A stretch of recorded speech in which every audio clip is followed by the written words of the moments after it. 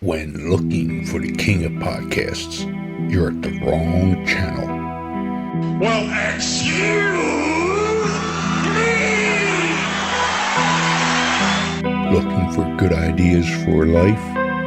You're far from good hands. Hey, bud, what's your problem? If you think the listener is always right, you're far from the right place. Out of order! Even in the future, nothing works! Hosted by a Northeasterner by birth, but a rebel by choice. Are you threatening me?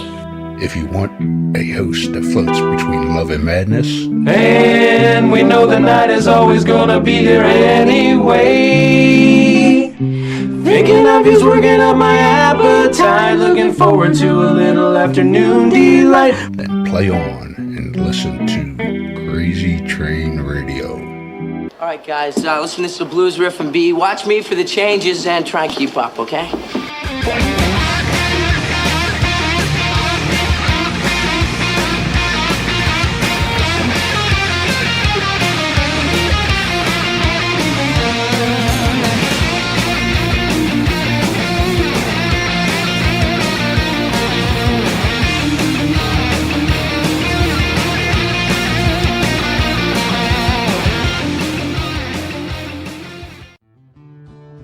Warning, creators of this game do understand the subject matter may be offensive to some, but they do honor the families and people that have been affected by these real-life tragedies that these individuals have caused. Want to play a game? Oh, yeah! Lover of true crime? Yes, yes, yes. Well, we got an interesting game for you to check out. Wow. With the mashup of influences such as horror movies, collecting cards, and RPGs. What? Led to giving birth to an incredible creation of this game, Killers, the card game. You are all I killed with now. This game is a collectible trading card game featuring some of the most infamous killers, with tidbits of trivia on the back of each card to help you learn some insight to each criminal. Who the hell are you? Let's not forget, during the game, cops will be chasing you and these criminals. I'm a cop, you idiot! However, check out their website listed through all social media today, which can be found under Killers, the card game. Am I on the internet? I want to play a game.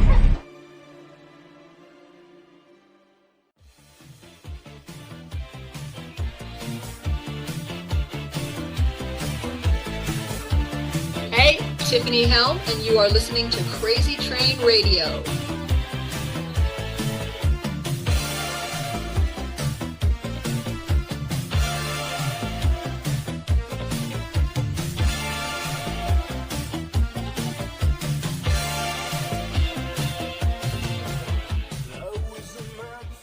Hey folks, it's your least favorite host in the podcast world, the Croc, Jonathan Steele. And boy, do we have a good one for you today.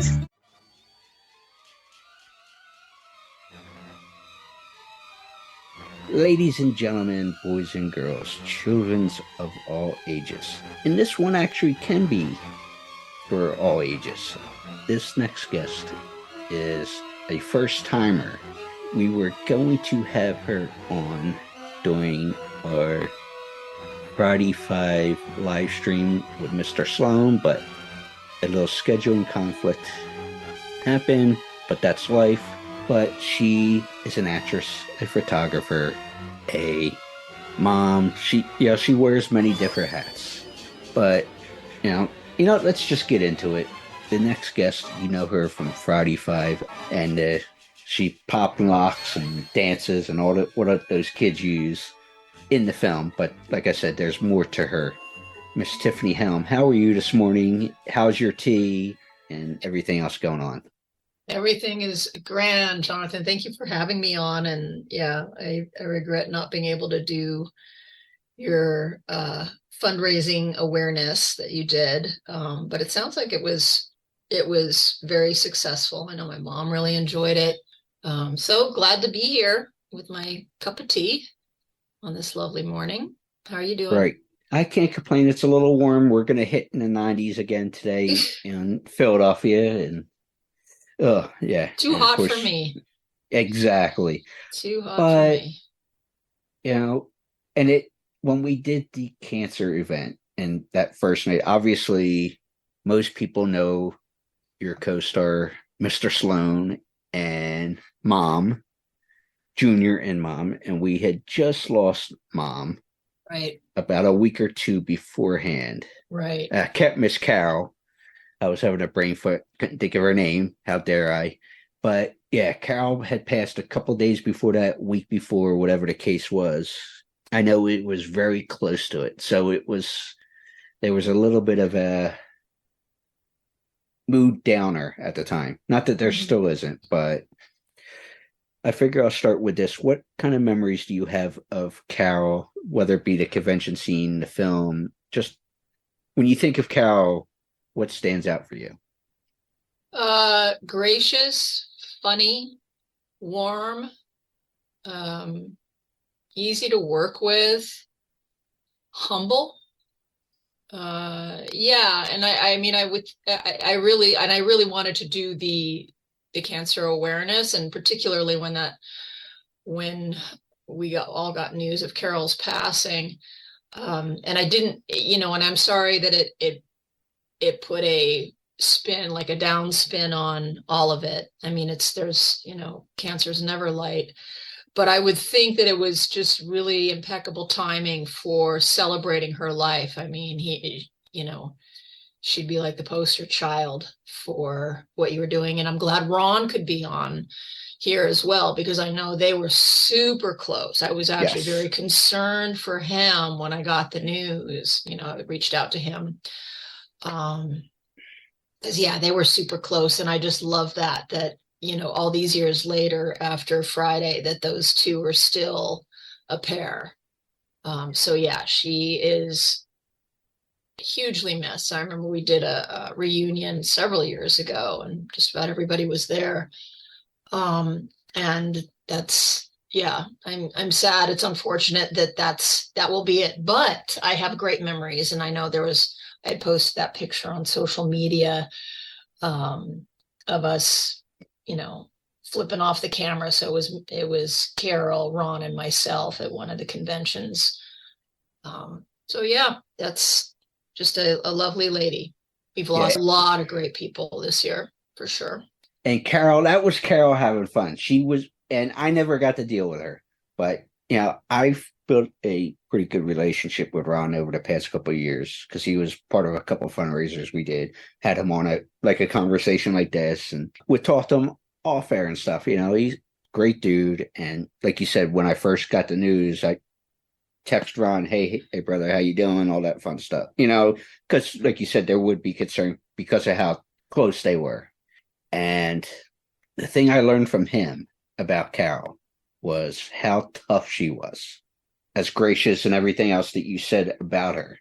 But he said she had stuff going on that you wouldn't have, when you called her on the phone or you saw her at a convention or whatever the circumstance was, you wouldn't think what was going on was going on. So I know Carol will be deeply missed. Yeah. So, yeah. And go ahead. Go ahead. No, because I was just I don't want to interrupt here. Go. No, you're fine. I was just going to say finishing my thought. Okay. I was just going to say at the beginning, when you were talking about when you're doing the introduction, it's Violet that people would know me as. They wouldn't know me as Tiffany. But that's okay. So I just wanted to. Because it's funny you say that, and that was my mistake, folks. But that happened because, full disclosure, we had a guest on recently, and how do I say this? Sometimes people come in character, per se, if that makes sense. Yeah. And I'm not knocking it. I actually enjoyed it because you still got the answers from the real person, if this makes sense. And so I was thinking about that when I was doing the introduction for Tiffany here, but people think about Violet. My head's all over the place. Total ADHD this morning. No But worries. No worries. I That's why appreciate I'm- you correcting me. That's why I'm here to keep you on this straight and narrow. Somebody's got to, please. Thank you. Once in a while, I need that kick in the ass But, before we started, we were talking about obviously your mom, Brooke Bundy, and your father, Peter Helm. And so, He's yeah. still around. So, growing up in the entertainment industry with both being actors and everything else like that, obviously it was your normal. Yeah. With mom and dad being in the entertainment industry, compared to where other people, like say myself, where my parent worked I have both my parents still, but only one worked. So, but it was a traditional quote unquote 9 to 5 job. You know what I'm saying? They weren't in the entertainment field, all that fun stuff. And like I said, that's your normal. So what was that like for you when did you realize that, hey, mom and dad may be somebody to other people, if that makes sense? Yeah, it makes sense, but it's funny that you say that because it's in one sentence you're saying, so that was your normal, and then you say, what was it like right after? Yeah. So you answered your own question. I mean, that was my upbringing. I mean, it wasn't, I know when I moved to Seattle, it was the year after Kurt Cobain died. So I had moved to Seattle. 94-ish. Yeah, probably around Something there. like that. And just a few years, and again, Seattle's changed a lot since then. Yeah. I have since left there as well. But I remember going back to LA after being in Seattle for a couple of years. And that's when I got the, perspective, because it was so surreal to me, with just everybody, the beautiful people, and just going out to lunch with my friends, and a smattering of celebrities, and there was somebody shooting a model there with this the camera with this huge lens on it, and it was just like that was the normal. And I was just like, it's really weird. And the one thing, this was something that it was an observation I had shortly after moving to Seattle, is when you're in a public space like a restaurant or something in Los Angeles, when somebody came through the door to enter the restaurant, everybody looks to the door to see who it is. That was just what you do. And it was noticeable to me when I moved to Seattle that when you're in a restaurant or something and somebody comes through the door, nobody looks. And I remember at first being like, hey, wait, I'm here. Afternoon, everybody. No! And not that, me as Tiffany is anybody like majorly important, but it was just, I was so accustomed to that social aspect of Los Angeles, where that's what you do. You look to the door to see who's coming in. Is it somebody famous? Is it somebody whatever? And in Seattle, they were like, whatever, I'm here with my friends and I really don't give a shit who's coming through the door. It's not important. So, I mean, it's funny, now talking to my mom, it's actually only really recently that I've been we talk a lot about the work that she did, because again, when you're in it, it is normalized, and you only get the perspective kind of being out of it. And she, I've gotten back into the industry in the past few years, and she's been helping me. She's like coaching me again, which is just so freaking cool. But now I think it's such a gift when people like you and I, when we get to keep our parents hang around for a while longer. I have a lot of friends who have lost their parents, and I feel so grateful that I have both of mine. But it's only as I've gotten older that I truly have an appreciation for their achievements. And it's fascinating to me. I took this Western genre acting class like not too long ago, and was talking to my mom about it, and she was like, oh yeah, all the Westerns I did. And she was talking about A Man for the Hanging, and it was very just casual conversation. She's like, yeah, I was riding a horse and shooting the bad guys. And I was like, Mom, you don't so, picture her that way, Yeah. So I looked it up, and I actually had posted one of the clips from it where she like goes after this bad guy, and she's just like sass master, right? And just this tough ranch girl. So I truly have this deep appreciation, and I feel incredibly fortunate that I'm able to appreciate this with them both alive, because unfortunately for so many people it takes the passing for people to really realize each other's greatness. So I'm very grateful for it. So I don't know if that really answers the initial question. No, it does. I kind of fly around the questions. I'm really bad about doing that. I circle and rarely get back to the original point, so just try and follow me.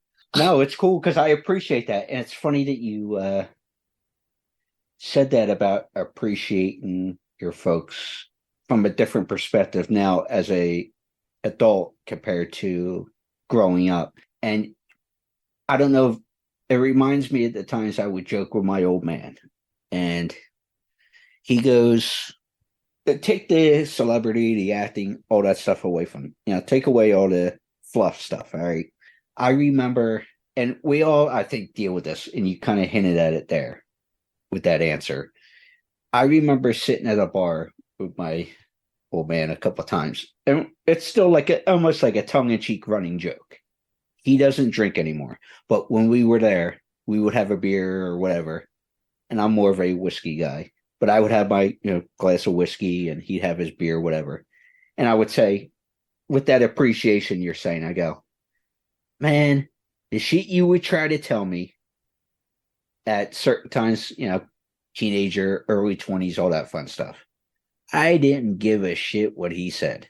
What do you know, old man? Because my grandfather always said, with age comes wisdom. And it was my father always trying to tell me stuff that, hey, look out for this, look out for that. Trying to be a good parent, trying to say, from experience, obviously. But, like I said, I'd hit my 30s and stuff, and I'd have my drink in my hand, and I go, man, I didn't appreciate it, but you were trying to tell me the right thing, you know what I mean? And we can laugh about it. To alcohol, the cause of and solution to all of life's problems. Because like you said, with the appreciation, I get what they were trying to do. Both my parents, if that makes sense.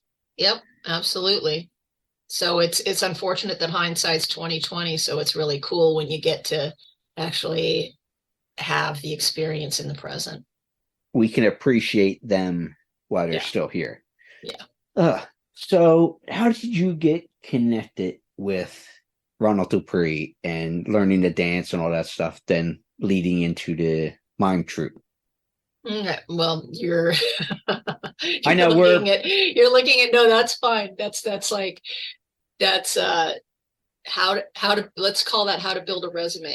So yes. There are actually three very different things. So the Roland Dupre thing, I did go to classes there, but this is when I was younger, and he wasn't really there. It's he was opening these studios. I think he may have come there a few times, but he was not somebody I was called it studying. a dance academy, all that fun stuff. It wasn't somebody I was studying directly under, but it was, I think, his flagship teaching facility, right? So he was there, but he wasn't my teacher. So I did study dance, but not on some really super high level. So that was, and the mime troupe too. That's funny. I had a dream about mime, that I actually had a mime piece in one of my credits. Whoa. Anyway, but the mime troupe, that was something I did in high school, and it was super fun because we'd go to festivals and such, and it's very different than clowns. We weren't clowns, but we would do like my makeup, and it was really fun. It's a great, because it's actors need to use their whole body. That's part of our toolkit. So it really incorporates that, and not that I'm going to be doing a scene, doing this stuff. But it does help connect you to your body. So the Dupre stuff, the mime troupe, that was building a resume coming into the business because I didn't have credits. So you learn to embellish what you got. And I never took them off my resume because it's kind of just like a little snapshot of earlier times. So I think that answers the question. So they're just kind of little, I don't know, they're not insignificant parts of my life. They're just little chapters. Snippets of time. They're just snippets of time, and they don't really, there's not a whole lot of value to them. I would say the mime troupe even more, though, because learning to do mime really is a cool thing to do, and it does connect you to your body. The dance, so if you're connecting the Friday dance, Violet's dance, to any training that I have, I mean, I think, I danced a lot, but not on a professional level. I've always loved You were to at the dance. club and stuff at the time, Yeah, and it's like I was kind of, a darling at some of the clubs I went to with dances that I would do, and because there was like these podiums and stuff at the clubs, and the really good ones would have like routines and stuff when certain songs came on, and definitely people would clear, and I'm like, oh, and I do my thing, and but never on a professional level. In fact, when in high school there were tryouts for the modern dance team, and I didn't make it, and I remember and I didn't understand. I thought I did great, and one of my friends too, she got in, but also her older sister had been in the modern dance, on the modern dance team as well. So I wasn't sure if it was political or whatever, and they could only take a certain amount of people. But I remember the routine, and it was to Marvin Gaye's "Got to Give It Up." That should have been interesting.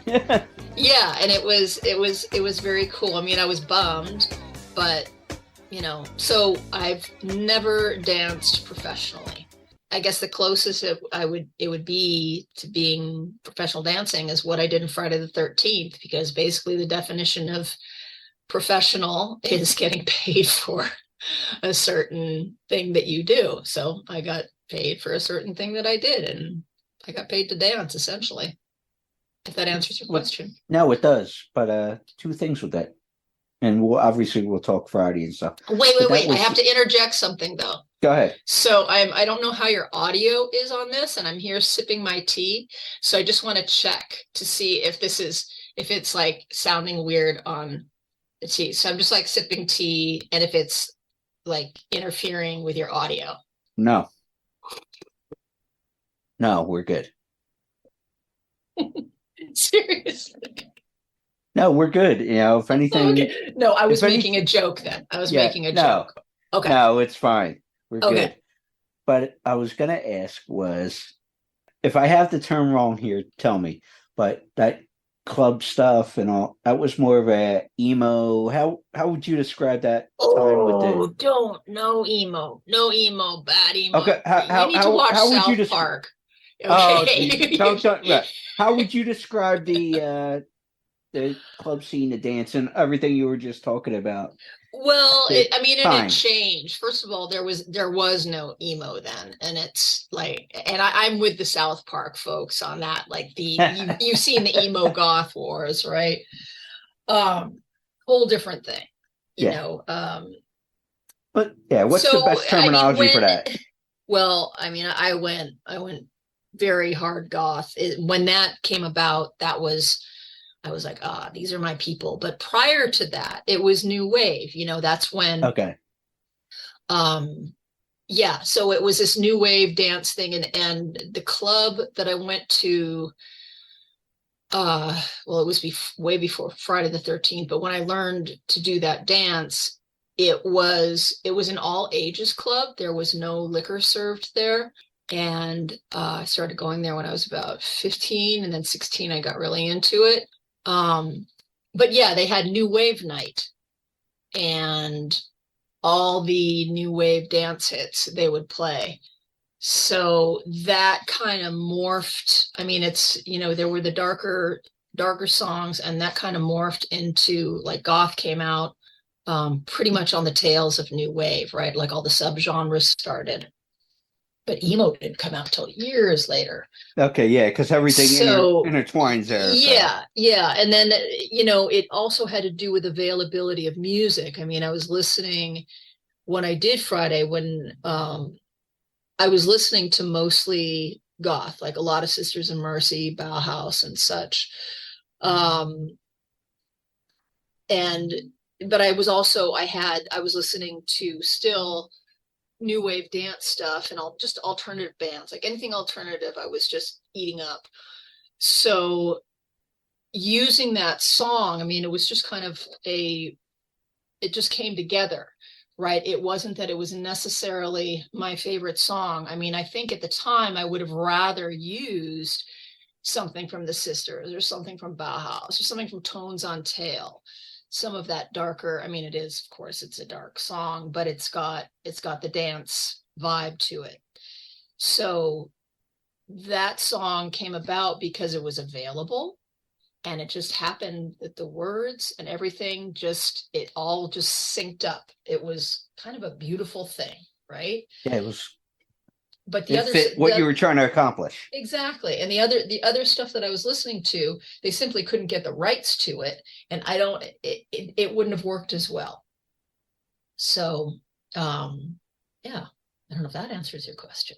It does. I want to backtrack, because we were joking there about the emo and South Park and all that stuff. The other part I want to ask and backtrack on is, you were talking about not making a cut, whether it was political, all that fun stuff.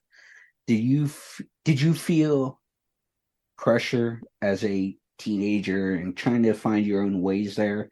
Oh, because I grew up with parents being entertainment, so maybe from outsider looking in, that there was more pressure for you to be whatever because what mom and dad did? No, not at all. I mean, I think my mom, and she has always supported me, but she did not encourage that. And, I just kind of, I don't know if it's just because of it's in my DNA, but I actually didn't want to go into acting. I was like, and I think you've probably heard this on other interviews, I started out just modeling.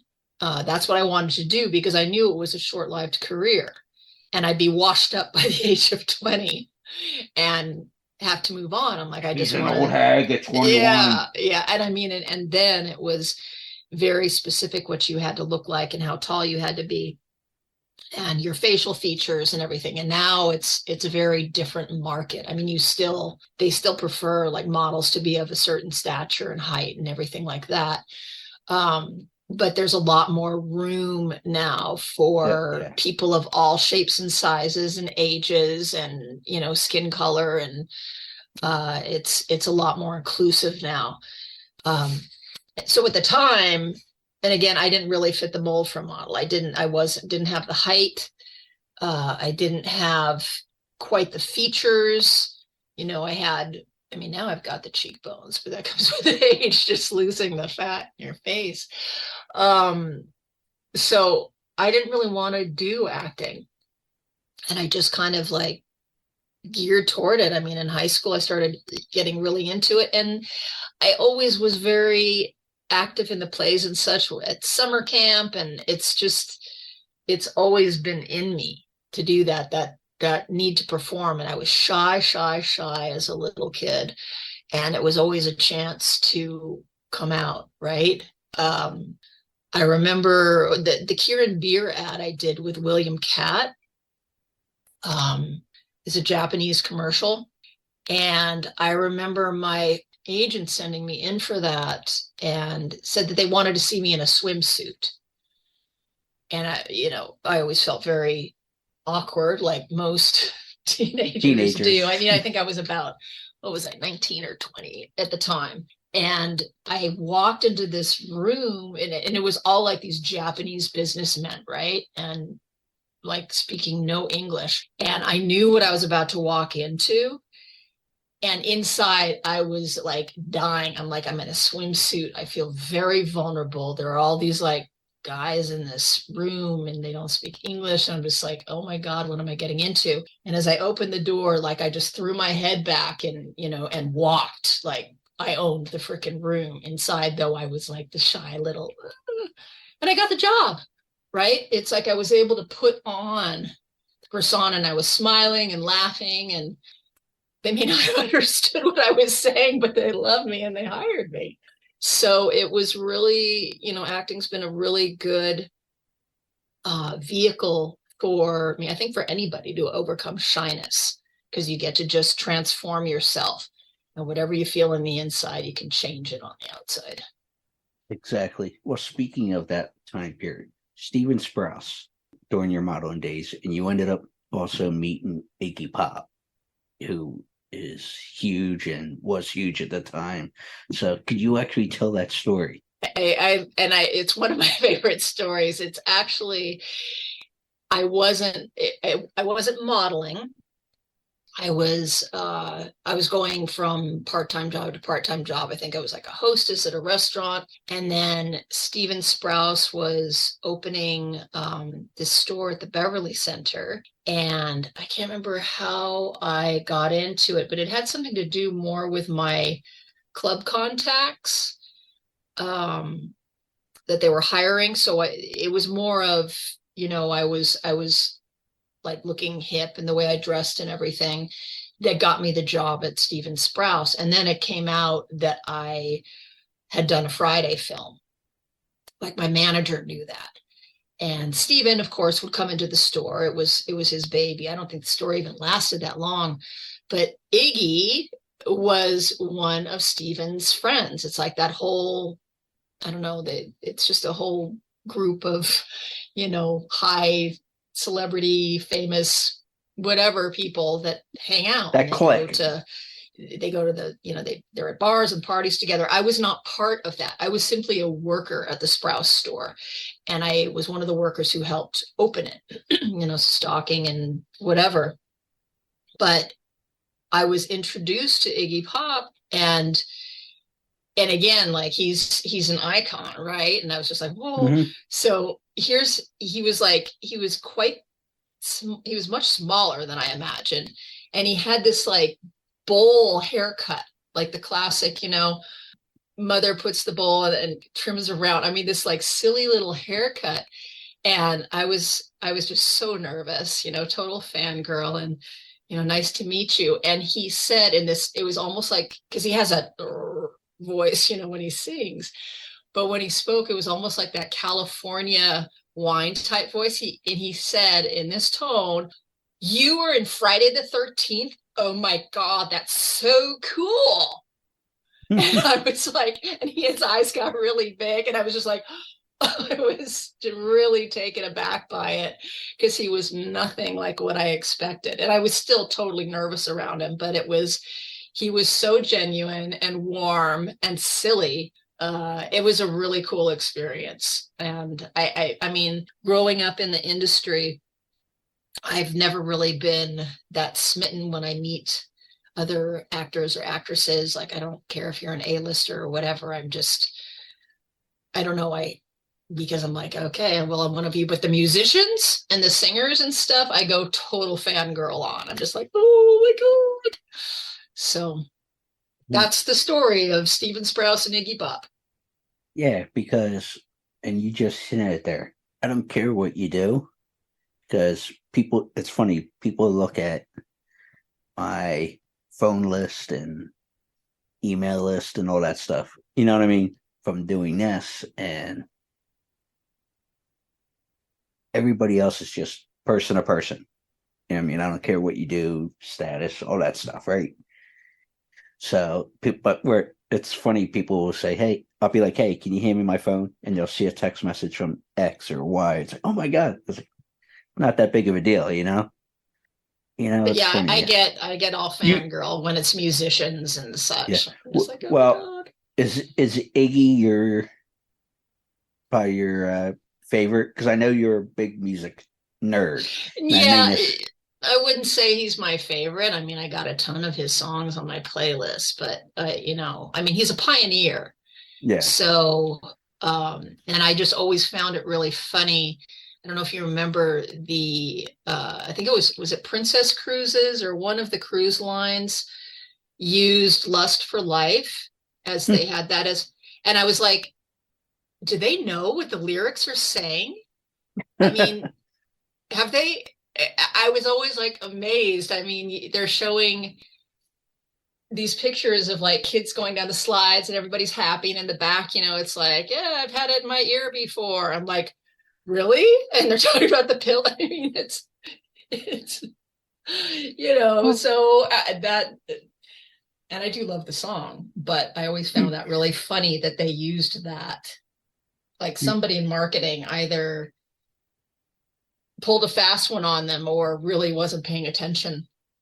Yeah. And you just when you said that reminded me of a story. I was playing music somewhere, and it was at a regular thing, and the one person, I will say she was, and I'm not knocking anybody, folks, but it was, let's just say she was older 50s, maybe 60, and she always liked this one modern song, right?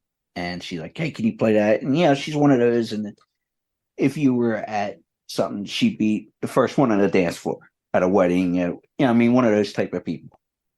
And she always liked this particular song. So this would be a regular gig for a couple of years for me. And hey, you're playing this song, you're playing that song. Yeah, got you.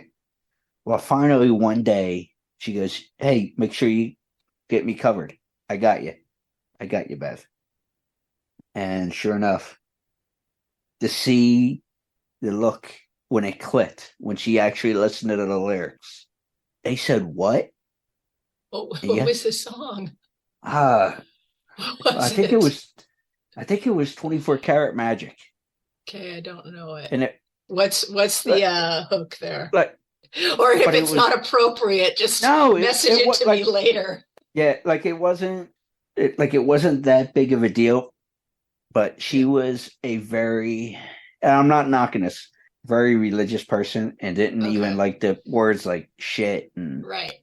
Like it wasn't raunchy, right? Yeah, but it was just like but everybody else in the room at this thing would know, and it is what it is. Pop, it's showtime. Guess who's back again? Oh, they don't know. Oh, they don't know. I bet they know as soon as we walk in. Showed up, I'm wearing Cuban links, designer mix, Inglewood's finest shoes. Don't look too hard, might hurt yourself. Known to give the color red the blues. Woo, shit. I'm a dangerous man with some money in my pocket. Keep up. It wasn't gangster rap or anything like nothing like that. But it was like, to see her reaction when it clicked after That's 2 funny. years. Yeah, it was hilarious. Yeah. Oh, we all had fun with that, John. Hey, and it took you 2 years to. I'll have to hear it. Yeah, because I always say, are you listening or are you really listening? Right. Going back to that logic thing I mentioned earlier. Yes, and I do know the song. I just didn't know what it was called. Yeah, it was. Yeah, we still have fun with her at it. Hey, Bev, you remember when 24 Karat? We had that little. So obviously, acting wasn't always your main thing. You did the dance stuff. You did. Yeah, you've evolved over time, but I would say your real passion has been photography. Would you agree with that? Because it seems like you can get different perspectives, whether it be shooting people in a studio or in the environment that you are in Canada. you get different vibes and different things. So would you say photography is like you feel like I'm at peace with everything and this is what I was meant to do? Yeah, I mean, I put it on a quick, it's, I go in and out of the things that are working for my need for a creative outlet. And certainly, I mean, when I moved to Seattle, there just simply wasn't any work there. And I think I was describing what this perspective? Hmm? What perspective? There wasn't any work. Was it the Any photography? acting work. There was no acting Okay. work. Because it's, Seattle, for as advanced as it is extremely provincial when it comes to like dealing with the film crews. And they had the horrible film board there where they made it like impossible for crews to come in and do anything. I think Stallone wanted to shut down the viaduct for like a day, and he's got a few bucks on his productions. We'll make it worth a while. 5 or 6. And the crews bring in all that money because they have the per diem to spend, right? They got to spend it or they get taxed on it. So it's win-win. And the film commission wouldn't bend.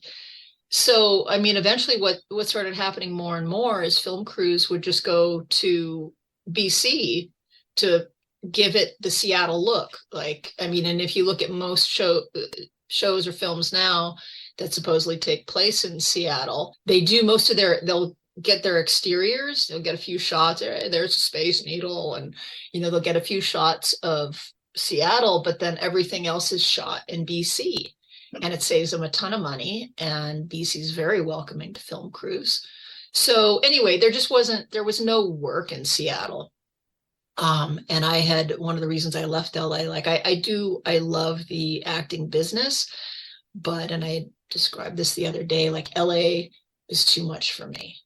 It's just, I'm not built for Los Angeles.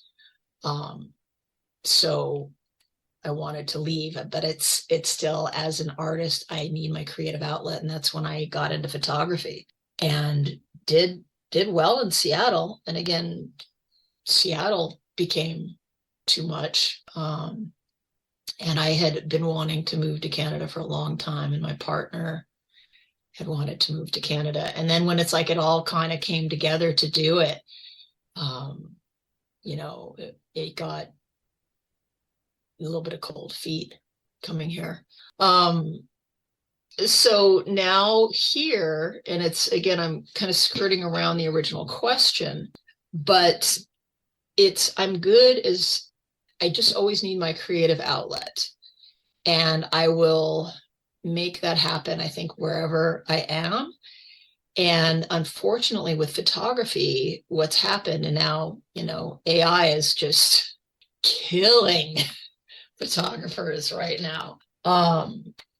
But it's become really difficult to make a living as a photographer unless you're really, really, I don't know, competitive, and you put yourself out there. I find that most of the major photographers are now making their money by teaching, right? They do the classes and the how-to videos and such like that. So I've gotten back into acting again. There's a lot of productions that film here. Not so much now. The writer's strike is starting to affect the Canadian productions as well.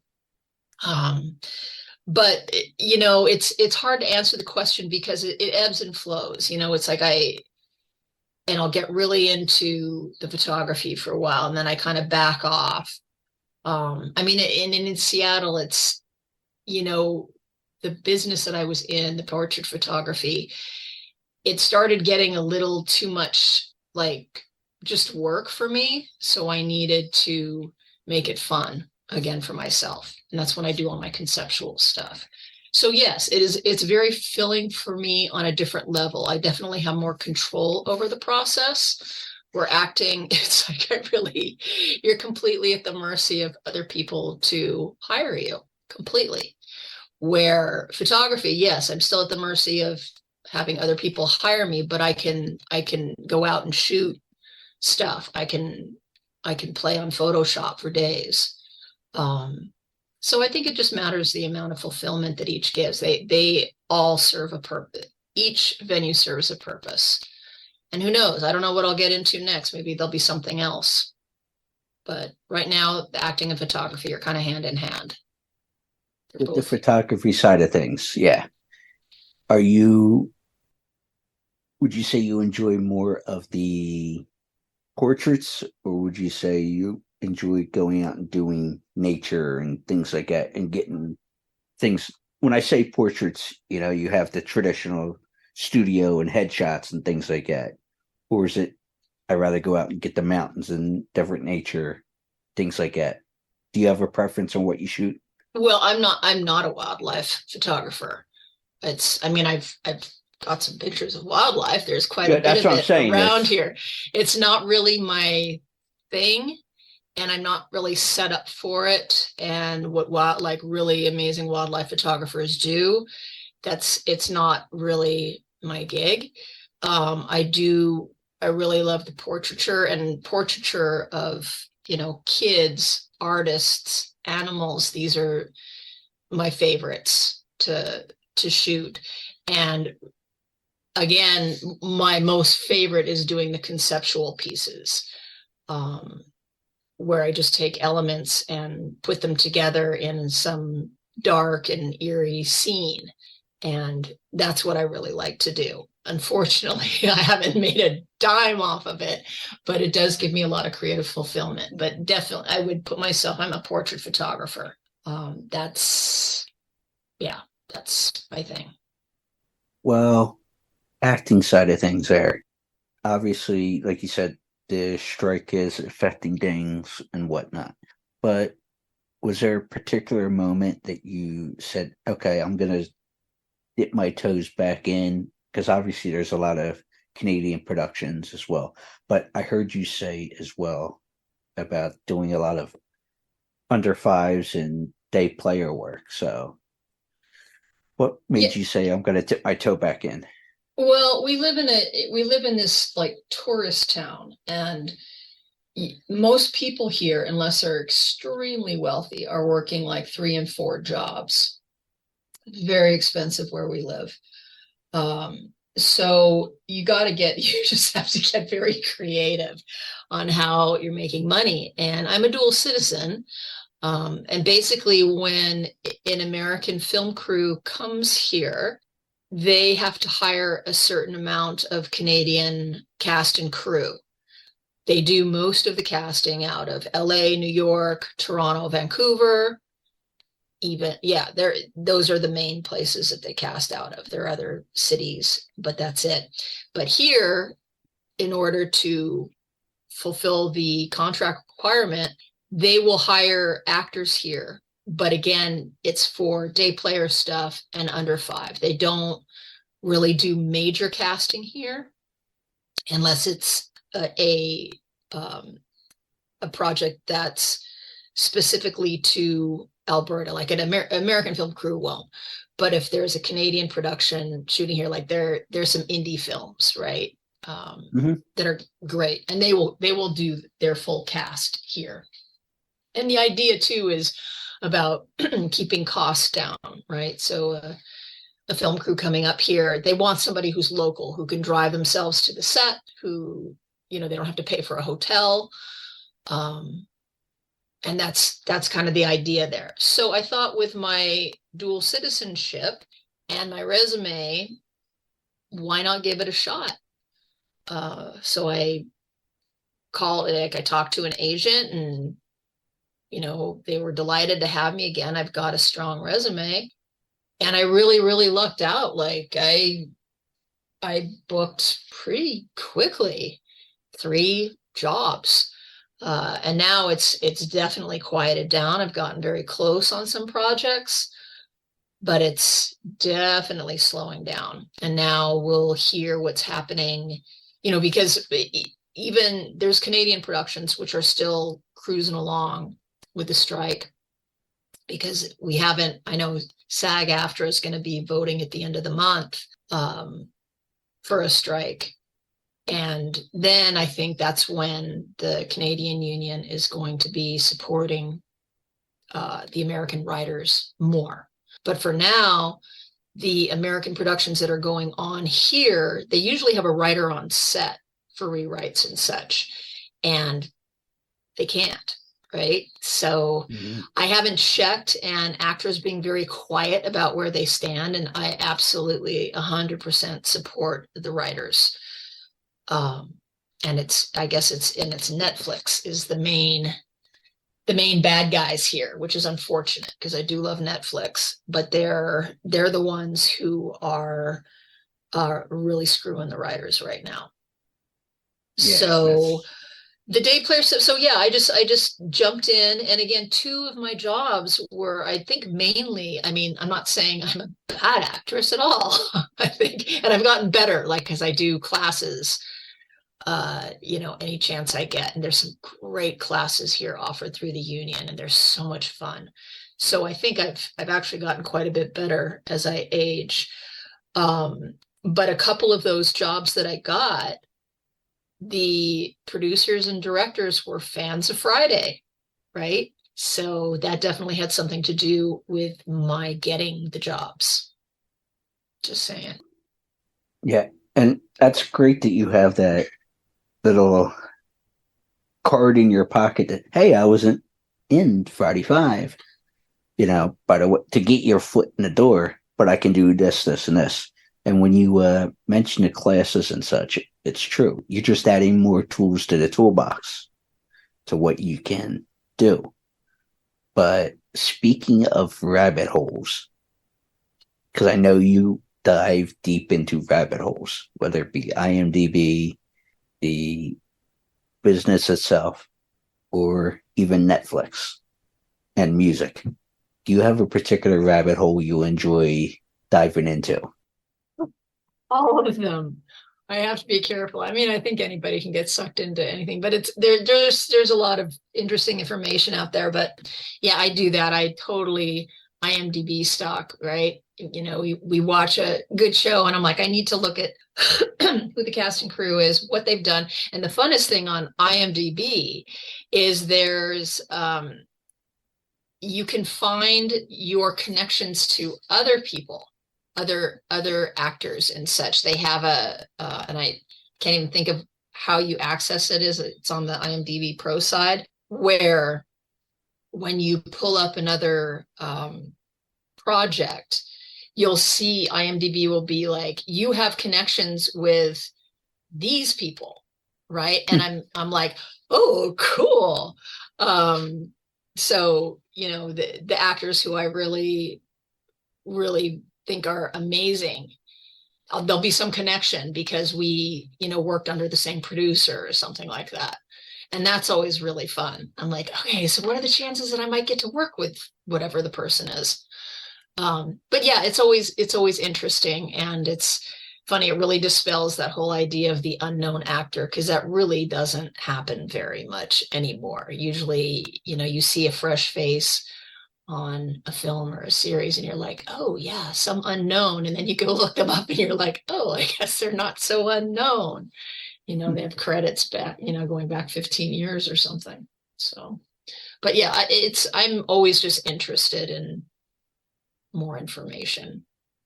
And yeah, it's, as you can see here, I'm always getting information. I gotta get another 1 or 2 of these because it's bad. I'm a big history guy, and I just got one that I get based off the Civil War. Oh wow! And Waco. Yeah, fascinating stuff, and you want to hang on to that because there's a lot of entities out there that are trying to change or bury history. Yeah, exactly. And that was my background, history. So, and still is, I should say. And it's really important to know where we came from, I think. You don't know where you're going unless you know where we came from. Yeah, and to hopefully learn from it. So, we're making a lot of the same mistakes we've done before over and over, but it's why it's really important to have those books that you have. Yeah, people like to send over digital copies and PDFs and stuff. That whole ADHD thing kicks in as far as like, I can't focus on, because I'll be doing deep dives on YouTube or this or that. So I have to have the physical medium in my hand to focus. It's a generational thing too. So I don't think it's just the ADHD, but it's, we have a certain age, like to have the actual physical thing, Yeah, Yeah, if I'm going to be paying attention to something, whether it be reading a book or whatever, or paper, I need the physical. Not that I don't read stuff online. I'm not saying that, but it's like it's easy to wander when you're online. It's really easy exactly. to wander. I'll find myself wandering. Oh wait, then a half hour later, what was I doing originally? Well, Let me backtrack. But yeah, I do that after like 2 paragraphs online, and it's like all of a sudden my mind's just like off on something else. The little butterflies and stuff. I'm going totally different direction. A lot of the Friday stuff you've talked about throughout the years and stuff, and I know the questions can be boring, but the one I had, which I found interesting in doing my deep dives and stuff, when I was actually paying attention, surprisingly, as we joke here, was during your death scene. There was a you wanted to do it in front of a Sid Vicious photo, but however, legal and estate and all that stuff said, nah, not really. So what actually happened there? That was it. You mean what the story was? That you just told the whole story. Okay, yeah, I wasn't sure if there was more of a. No, I had all those great. I mean, that room just had everything on it, and I mean, it was great because I was actually putting together a reel the other day, and it was awesome that the green. It's actually more fitting for me today. The Greenpeace Stop the Slaughter picture is up at the entry to my room as Roy walks in. So it's that low shot, and you can see in the back there's the Stop the Slaughter in regards to Greenpeace and the SEALs, right? Yeah.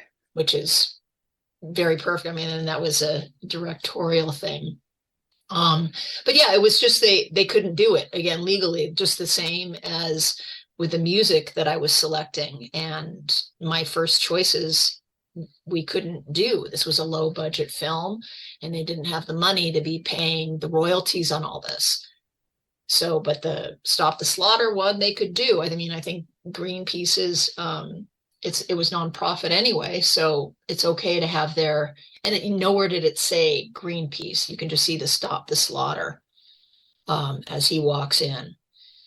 So, and I just found it funny that they were talking about Sid Vicious and his estate. And I was like, dude, he was like, lowbrow, scummy punk rocker in London. Like, and he has an estate.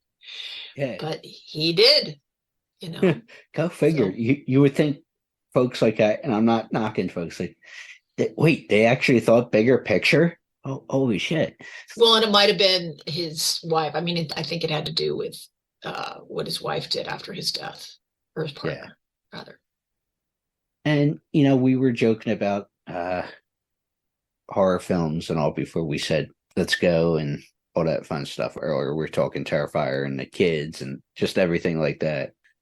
And I know you're not a fan of the slashers, but rumor has it you're more of a psychological style person with your movies and such, or TV shows. But I'd like to ask, with your entertainment dollar, if we came to your house in Canada, as I like to joke, but if we were to hang out wherever, even whether it's your place, going out in public, whatnot, where does, obviously, like I said, you like this psychological style, but where does your entertainment dollar go? Whether it be watching Netflix or going to a movie or whatever the case is, because there's so much you could spend your money. Yeah, what are we doing? Sadly, right now it's Netflix, and we'll see how that goes. I mean, we may have to change streaming services because, again, they're the big bad guys right now, and I feel a little guilty, when I turn that on at night. But it's kind of like my checkout at the end of the evening is to turn on Netflix. Fortunately, there's all kinds of other great streaming platforms. So if we need to do that, we can. But I'm just hoping that they give their heads a shake and pull them out of their asses and start paying the writers like even a tenth of what they deserve. They're not really asking for much. So yeah, Netflix is like where all my faves are right now, unfortunately. Well, with that being said, and I totally get your vibe on that, but what is something is it a series you're watching? Is it movies? What are you I like the leaning towards right now? series. Yeah, I like the series because I don't mind getting sucked in. My husband's more of the film guy because he doesn't want to get sucked in. But I put up at the top like almost anything Mike Flanagan. He's like my like I'd give my eye teeth to work with him. But so like Midnight Mass, Haunting of Hell House, those are really my favorite. But we just finished up Sweet Tooth, and what a delightful surprise that show was. When I saw that, because you know how Netflix says these are your matches or whatever. And they showed that as a match for me. And I saw the preview. I'm like, this looks so stupid. This looks like the dumbest show ever. I'm like, yeah, but I'll give it a shot. And it's really good. It's really good. And IMDb had rated it quite highly. And I go very often off of what IMDb says. Although that Queen's Gambit hated it. And what was the other one? The Squid Game hated it. So but most of the IMDb ratings I agree with. So yeah, we just finished up Sweet Tooth, and I really recommend it. It's not horror. It's this interesting combination of whimsical and apocalyptic. And they keep it not too hardcore up until the last couple of episodes. But it's really interesting. The sets are phenomenal. So, and now I'm just kind of cruising around looking for a new thing to watch. But yeah, So Flanagan. if anybody has, I'm team if anybody Flanagan. there you go. If anybody has suggestions, feel free to share them Tiffany's way, social media wise. Yeah, and it's hard to say again because again, like it was Squid Game, right? Am I right? That was the name of the one that everybody loved. Okay, so that one, Queen's Gambit. I didn't watch it. Everybody freaking loved those, and I was like, these are terrible. So it's funny when people say, oh, you got to watch this or you got to read this. It's so great. And I'm always like, but you don't really know my taste. So how can you possibly recommend something to me? And likewise, I had this conversation with a woman the other day. We both loved Florida Man. So, we were sharing recommendations. And it's like, but I don't really know your taste. So I liked it, but you might not like it. So everyone's got different tastes. And my mom and I, who agree on a ton of stuff, there'll be a few where it's like, she's like, oh no, I hated it. I'm like, oh my God, it was amazing. What are you talking about? So, but she doesn't like chocolate. I like chocolate. So, it is what it is. Everybody has their different, cups of tea as you have a sip there. Final question. Do you have, obviously, I think I know the answer to this.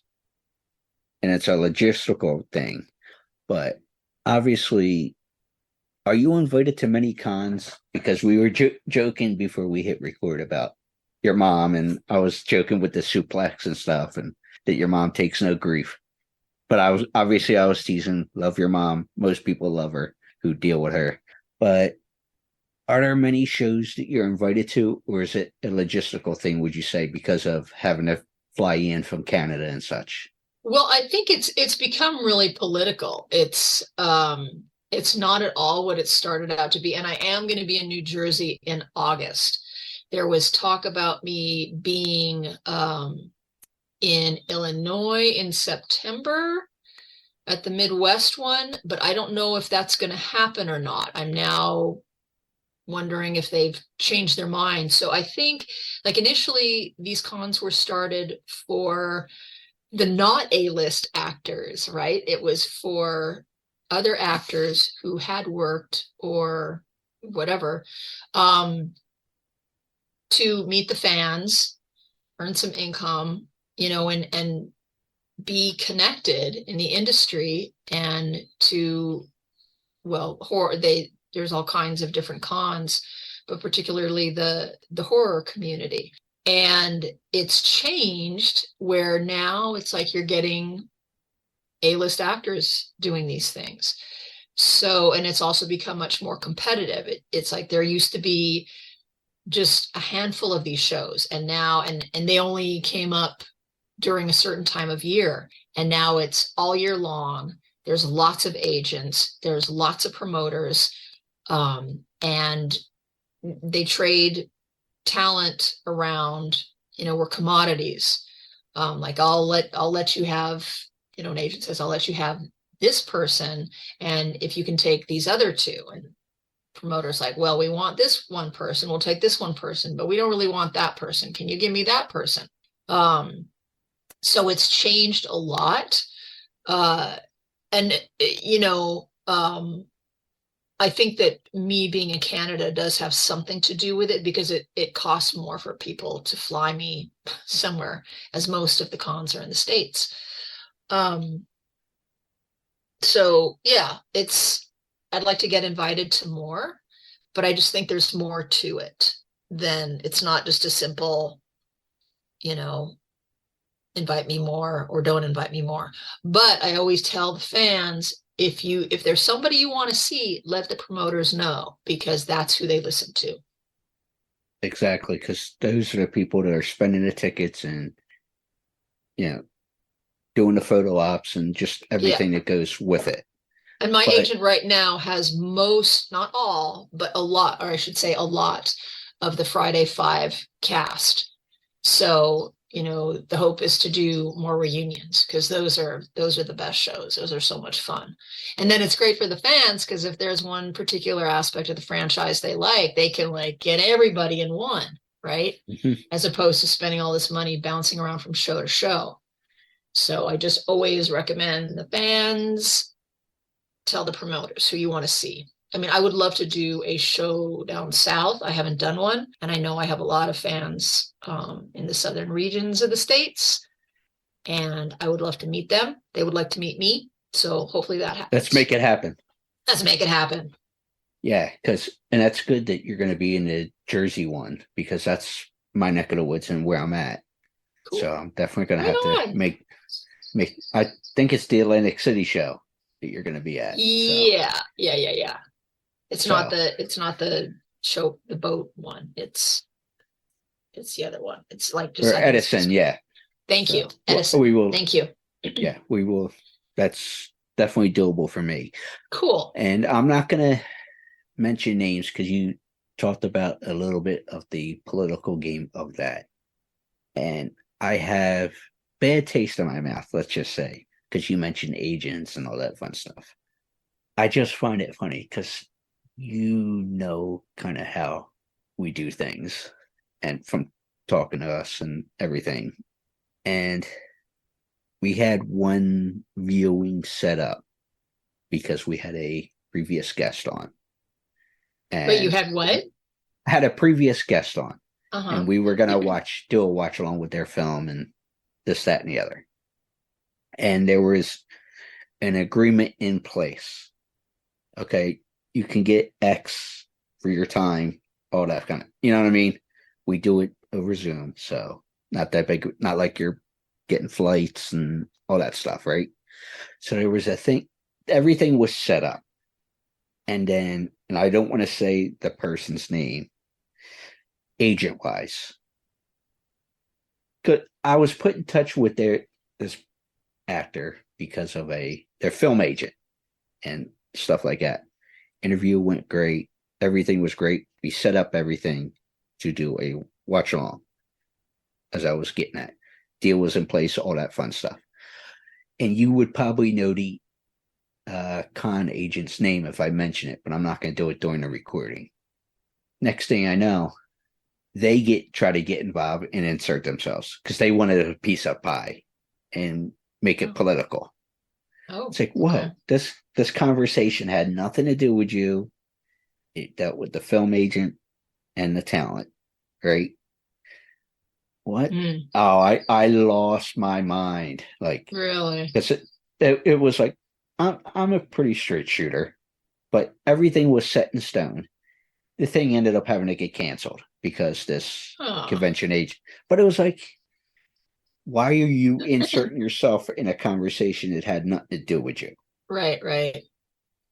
Oh, There and was you some piqued more. my interest. You'll have to tell me later Yeah, who yeah. this It is because was. I probably I'll won't know tell you them. as soon as we hit. Yeah, you would know. But Okay. I think I have an idea. probably wouldn't surprise you then.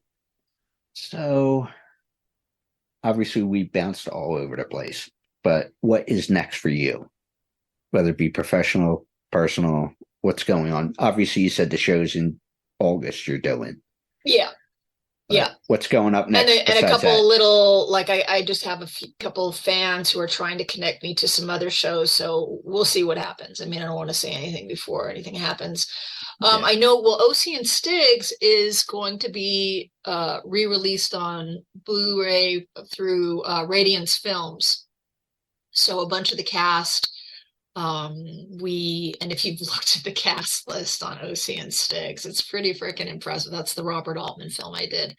So they're going to be doing a release of the Blu-ray. I don't know when that's going to happen, but apparently the film's finally getting some, I don't know what's it's almost getting like a cult status. So that's kind of cool. I had a lot of fun working on that. And the producer of it, who I talked to, again, I was 19, I think, when I did that film. And like all the information that he had on it, it's quite fascinating, the whole history of that film. And I had no idea. It's like I read this whole thing on it and I was like, wow, and I was part of this. It's so cool. Like Iggy Pop. I'm like, oh, that's so cool. But I think that's really all that's going on. I wish I had more news about projects I'm working on, but like I said, it's all kind of starting to slow down to a trickle around here. When it should be, like, our area has been slated as kind of the next boom town, and a lot of the Vancouver actors are even moving here because it's starting to take off. But now with the strike, it's slowing down again. Yeah. So I hope an agreement can be reached. I really hope. Come on, Netflix, just pay the writers what they're worth, because the writers are going to toe the line. My mom and I have been through a couple of writers' strike, and they do not give up. If Netflix thinks they can do all their shows with Chat GPT, it's like, good luck to y'all on that. And AI and all that stuff, Yeah, you're gonna know the difference, at least for now. So anyway, that's really all I have. The OC and Stigs re-release and New Jersey in August. Those are both definitive things. Right on. Well, Tiffany, thank you so much for the time. Yeah, thank you so much for having me on, and glad we could finally coordinate our schedules.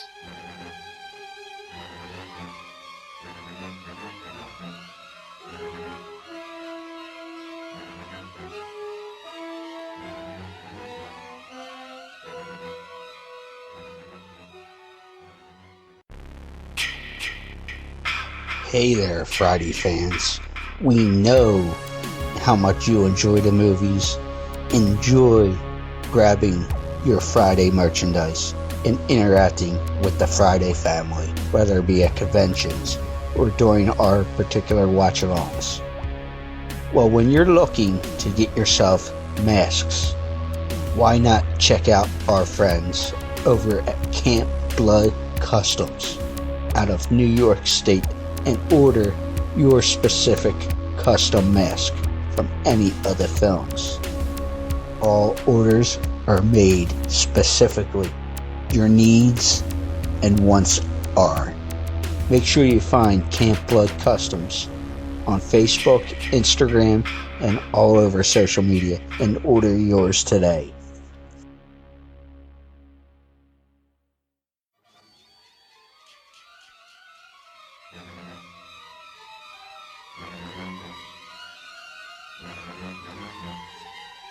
Hey guys, This is Ron Sloan, and please listen to Crazy Train Radio.